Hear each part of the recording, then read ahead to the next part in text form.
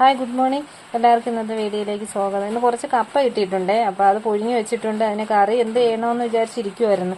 അപ്പോഴാണ് പറമ്പിൽ നിന്ന് കുറച്ച് വെള്ള കാന്താരി പൊട്ടിച്ചെടുത്ത്, പിന്നെ ഒരു സവാള എടുത്തിട്ടുണ്ടായിരുന്നു. ചെറിയൊരു സവാളയും വെളുത്തുള്ളിയും കൂടെ ചോപ്പറിലിട്ട് നല്ല രീതിക്ക് അടിച്ചെടുത്തിട്ടുണ്ട് കേട്ടോ.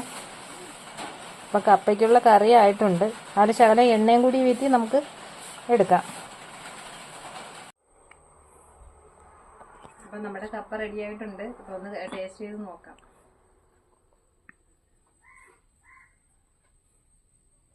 വെള്ളക്കാന്താരി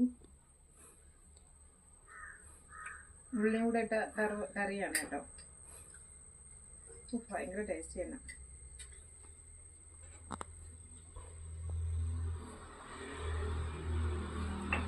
നിങ്ങൾക്ക് ഇതുപോലെ ഒന്ന് ട്രൈ ചെയ്ത് നോക്കണേ. നല്ല മഴക്കാലമൊക്കെ അല്ലേ. നമ്മുടെ വീട്ടിൽ ഉണ്ടാക്കുന്ന കപ്പ